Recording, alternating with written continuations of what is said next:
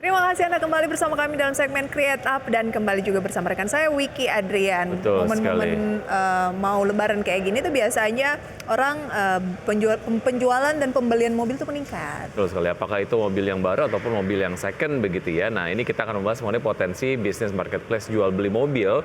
Sudah tersambung melalui video conference ada Mas Danang Wikanto, beliau adalah CEO dari mobilman.id. Selamat pagi Mas Danang. Selamat pagi Mas Wiki, Mbak Prisa. Terima Selamat kasih pagi. sudah. Betul ya, menjelang musim mudik penjualan kendaraan naik. Betul banget. Berapa betul persen banget. sih kalau dibandingin sama bulan-bulan lainnya Mas Danang? Ya, kalau berdasarkan pengalaman kami sih kenaikannya bisa sampai sekitar 20% ya dibanding bulan-bulan biasa. Karena pada dasarnya keinginan orang untuk beli mobil itu karena ingin mudik gitu. Bahkan kebanyakan ada beberapa sebagian orang yang juga agak memaksakan diri untuk beli mobil bekas karena tujuannya itu untuk transportasi, mudik, sehingga butuh kendaraan. Seperti itu kira-kira. Oke, apa yang membuat kita harus ke mobilman.id bukan marketplace yang lain?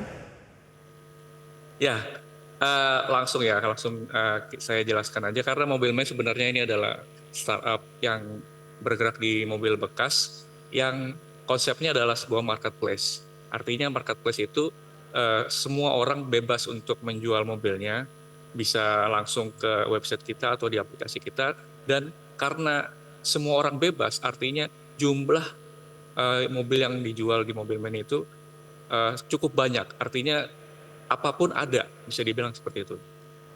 Di total sekarang ini sudah ada sekitar 14.000 sekian mobil yang sedang dijual di Mobilman. Wow. Artinya misalnya kayak Mas Wiki ingin mencari mobil-mobil lawas, mobil tahun 90-an, mobil tahun 2000-an, ada. Nah, itu nggak dimiliki sama beberapa kompetitor. Contohnya misalnya kompetitor yang bergerak mengaku-ngaku marketplace, tapi sebenarnya pada dasarnya mereka adalah dealer mobil bekas, sehingga jumlah mobil yang mereka jual itu terbatas. Biasanya seperti itu. Oke, dan ini berarti ekosistemnya adalah bukan hanya yang ingin mencari saja, tapi untuk yang ingin menjual mobilnya juga bisa memanfaatkan platform ini begitu ya, Mas Danang ya? Betul. Oke. Karena pada dasarnya mayoritas yang pasang iklan di kita itu memang pedagang mobil, penjual mobil bekas yang memiliki showroom di pinggir jalan atau showroom rumahan. Ada juga sebagian yang end user, yang pemilik mobil sendiri, mereka langsung menjual di platform kita secara langsung. Oke, kalau bicara mengenai semenarik apa pasar mobil bekas di Indonesia itu, seberapa menarik sih, Mas Danang? Ya, kalau kita bicara pasar mobil bekas tentu sangat menarik. Sangat menarik itu kita bisa terjemahkan dari dalam data ya. Kalau misalnya saya sebutkan dari data BPS di tahun 2022 kemarin saja, menurut BPS ada sekitar 17,2 juta populasi mobil dari berbagai merek dan tipe. Dan itu juga tersebar di berbagai wilayah, paling besar di Jawa Barat dan DKI Jakarta. Lalu kalau misalnya dari total populasi itu sekitar 17 juta, itu kita bagi 10% saja dalam setahun mobil yang diperjualbelikan, yang artinya sekitar ada 1,7 juta unit mobil yang sedang diperjualbelikan per tahun. Dan kalau kita bagi per bulan dan per hari, itu akan ketemu angka sekitar 150.000 unit per bulan dan 5.000 unit per hari. Artinya dalam sehari itu ada sekitar 5.000 unit mobil yang sedang diperjualbelikan. Ya otomatis sangat besar ya. Karena pada dasarnya kalau misalnya kita lihat angka dalam rupiah itu bisa mencapai transaksinya sampai sekitar 1 triliunan per hari. Wow, 1 triliun per hari, luar biasa potensi dari penjualan kendaraan bekas ini gitu ya. Tapi apa sih yang menjadi biasanya kendala yang sering dialami penjual mobil bekas saat akan menjual mobilnya? Ya, kami masih berbincang bersama Mas Danang Wikanto, beliau adalah CEO dari mobilman.id. Oke, bagi Anda yang ingin cari-cari mobil bekas ataupun mau menjual begitu ya, ini tempatnya nih. Nah, apa sih yang biasanya Mas Danang menjadi kendala yang sering dialami penjual mobil bekas saat akan menjual kendaraannya? Dan pembelinya juga apa ya, kendalanya apa gitu? Oh, berarti dua pihak gitu ya, pembeli pihak, dan juga penjual. Dari point of view Anda? Ya, kita mulai dari sisi penjual dulu. pada dasarnya penjual itu ada kendalanya beberapa. Beberapa kendala yang biasanya dihadapi para penjual itu sulit untuk menemukan platform yang cocok dengan mereka. Misalnya platformnya sudah cocok nih dengan selera mereka, tapi sayangnya untuk pasang di sana, pasang iklan di sana itu biayanya mahal. Nah itu kan lalu mikir, waduh, kayaknya beban juga untuk jual mobil di sana, belum tentu laku, ya kan. Lalu juga biasanya ada juga yang sudah cocok dengan harganya misalnya atau gratis, tapi kadang sulit untuk menggunakannya. Itu seperti itu banyak juga. Lalu ada juga yang platform yang seperti saya bilang tadi mengaku sebagai marketplace, tapi ternyata mereka adalah dealer mobil bekas, sehingga mereka membeli mobil penjual itu dengan harga yang sangat murah seperti itu. Otomatis ya jadinya penjual merasa sedikit dirugikan lah karena dibeli dengan harga yang murah. Itu kalau dari sisi penjual. Tapi kalau dari sisi pembeli, nah biasanya yang paling umum kendalanya itu adalah sulitnya menemukan mobil yang sesuai dengan kondisi si penjualnya. Jadi pembeli itu kan pengen melihat kondisi mobil yang sesuai dengan apa yang dijual.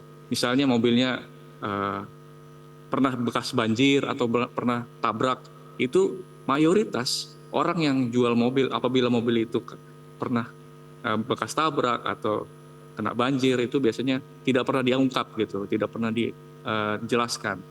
Karena itu jadi satu kekhawatiran tersendiri untuk pembeli mobil. Jangan-jangan ini mobil bekas tabrakan, jangan-jangan bekas banjir. Nah itu paling utama. Selain itu juga adanya faktor penipuan. Itu juga menjadi kendala. Khawatir pembeli mobil itu takut tertipu, bertemu dengan penipu sehingga bukannya dia beli mobil, dia malah hilang uang gitu. Lalu kendala lain bisa jadi juga sulit mencari harga yang sesuai, lalu sulit mencari yang mobil favorit mereka, seperti itu kira-kira. Itu yang diberikan solusi oleh mobilman.id ya. Oke, sebetulnya solusi apa yang ditawarkan? Melanjutkan apa yang kemudian ditanyakan oleh Prisa tadi terkait dengan beberapa hal tadi yang utama lah, diantaranya adalah ada jaminan bahwa kemudian kalau mobilnya dijual lewat mobilman.id pasti laku, itu dari sisi penjualnya. Kalau dari sisi pembelinya, gimana cara meyakinkan diri mereka bahwa mobil yang akan mereka beli ini adalah sudah misalnya terdeklar lah ya, bahwa ini kalaupun memang ada sempat kejadian kena banjir ataupun kena tabrakan, itu terdeklar secara jujur gitu, secara transparan. Nah solusinya apa yang ditawarkan oleh mobilman? Ya, kalau solusi dari kami, pertama untuk sisi penjual, kami menjamin bahwa jual mobil di marketplace kami, di platform Mobilman itu gratis. 100% tidak ada pungutan, artinya orang tinggal bikin akun, sign up, lalu upload iklan mereka, dan dalam beberapa waktu ketika iklan mobil itu sudah dicek sama tim kami, maka akan tayang langsung, dan harganya juga, harga mobil tersebut, harga mobil yang dijual oleh penjual itu langsung mereka tentukan sendiri. Kita juga tidak Oke, berarti harganya. ada tim yang ngecek ya Mas Danang ya. Tetapi kalau misalnya gratis, keuntungan dari mobilman.id apa? Atau skemanya seperti apa, singkat saja?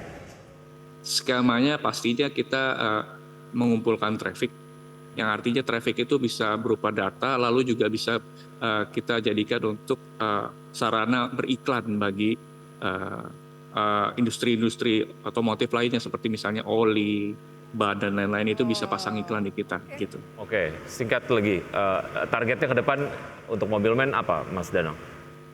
Untuk mobilman target ke depannya kita akan, sudah awal sih sebenarnya, sejak awal kita sudah ingin punya target untuk membentuk satu ekosistem, yang artinya ekosistem mobil bekas itu ada semua di mobilman, mulai dari kebutuhan spare part, mulai dari kebutuhan bengkel dan lain-lain, itu bisa diakses di aplikasi atau website kita. Baik. Itu yang akan kita bikin ke depan. Kita tunggu ya Mas Danang. Ya, waktunya singkat. Terima kasih sudah bergabung bersama kami, Mas Danang. Sukses untuk Anda, sampai jumpa. Terima kasih. Selamat pagi Mas Danang. Oke pemirsa, sebelum kami akhiri Power Breakfast pada pagi hari ini, berikut adalah data update dari Bursa Efek Indonesia mengenai perdagangan pada hari ini. IHSG bergerak melemah, pemirsa, kemudian Jakarta Life Index menguat Sementara itu untuk LQ45 bergerak melemah untuk pergerakan dan juga level terakhir dapat Anda saksikan di layar televisi. Dari top gainers pemirsa di UNTR dengan kenaikan 1,17%. Mungkin ini adalah jelang RUPS-nya begitu ya. HMSP naik 1,45% yang merupakan rekomendasi dari analis pada pagi hari ini tadi ya. BBRI naik 0,21%, Cepin melonjak hampir 4%. Berikutnya Top adalah losers. top losers pemirsa ada ITMG, Goto, BMRI dan juga Telkom. Dengan pergerakan dan level terakhir dapat Anda saksikan di layar televisi. Kemudian dari pergerakan sektor Ada konsumsi primer, kemudian juga ada industri yang memimpin penguatan seperti teknologi dan juga konsumsi primer. Oke, tampaknya ada kesalahan data begitu ya. Oke. Oke, itu dia pemirsa review singkat mengenai update dari perdagangan di Bursa Efek Indonesia. Mungkin kita cross check lagi nanti ya seperti apa pergerakan dari sektoral tadi. Baik. Dan semoga bisa menjadi referensi untuk Anda. Dan pemirsa, saya Prisa Sambodatu. Saya Wiki Adrian, see you in the morning.